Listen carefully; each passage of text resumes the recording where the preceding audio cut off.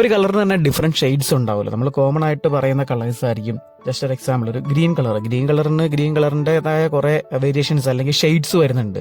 Blue കളറിന് അങ്ങനെയാണ്. അതുപോലെ എല്ലാ കളേഴ്സിനും അതിൻ്റെതായ ഡിഫറെന്റ് ഷെയ്ഡ്സ് ഉണ്ടാവും. നമ്മളൊരു കടയിൽ പോയിട്ട് ഒരു ഡ്രസ്സ് വാങ്ങുവാണ്, നമുക്ക് വേണ്ടത് റെഡ് കളറാണ്. പക്ഷേ ആ റെഡിൽ അതിൻ്റെ ഏത് ഷെയ്ഡാണ് നമുക്ക് വേണ്ടത് അത് കറക്റ്റായിട്ട് ചോദിച്ച് വാങ്ങുന്നവരും ഉണ്ട്, എന്നാൽ അതിനെക്കുറിച്ച് വലിയ ഐഡിയ ഇല്ലാത്തവരും ഉണ്ട്. ജസ്റ്റ് നമ്മളൊരു റെഡിൻ്റെ അതായത് ആ ഒരു ഷെയ്ഡ് നമ്മൾ ജസ്റ്റ് ഒരു എക്സാമ്പിൾ പറയുകയാണെന്നുണ്ടെങ്കിൽ സ്കാർലെറ്റ് ലേക്ക്, അതുപോലെ തന്നെ വെർമിലിയൻ റെഡ്, ഇപ്പം cherry red, tomato red, apple red, brick red, അങ്ങനെ ഒത്തിരി കുറേ കോമ്പിനേഷൻ. ഈ കളർ വീലൊക്കെ കണ്ടിട്ടുള്ളവർക്ക് അറിയാം, ഒരു കളറിന് തന്നെ നമുക്ക് എണ്ണിയാലൊടുങ്ങാത്ത ആയിരക്കണക്കിന് കോമ്പിനേഷൻസ് വരുന്നുണ്ട്. അപ്പം നമ്മൾ ശ്രദ്ധിക്കേണ്ടത് നമുക്ക് മാച്ചിങ് ആയിട്ടുള്ള ഒരു കോമ്പിനേഷൻ ഏതാണ്, ആ ഒരു ഷെയ്ഡ് ഏതാണ്. ഇപ്പോൾ നമുക്കൊരു ബ്രിക്ക് റെഡിൻ്റെ കൂടെ ഒരു ബ്ലാക്ക് കളർ വേണമെങ്കിൽ നമുക്ക് മാച്ച് ചെയ്യിക്കാം. അതുപോലെ തന്നെ ഓരോ ഷെയ്ഡിനും അതിൻ്റെതായ റൈറ്റ് കോമ്പിനേഷൻസ് ഉണ്ട്. ആ ഒരു കോമ്പിനേഷൻസ് നമ്മൾ കണ്ടെത്തുക. അപ്പോൾ ഇങ്ങനെ ഈ ഒരു കാര്യം നമ്മൾ ബേസിക് ആയിട്ട് മനസ്സിലാക്കിയിരിക്കേണ്ടതാണ്. അപ്പോൾ അതനുസരിച്ചാണ് നമ്മൾ ഡ്രസ്സ് നമ്മുടെ ഒരു റൈറ്റ് കോമ്പിനേഷൻ നമ്മൾ ചൂസ് ചെയ്തെടുക്കേണ്ടത്.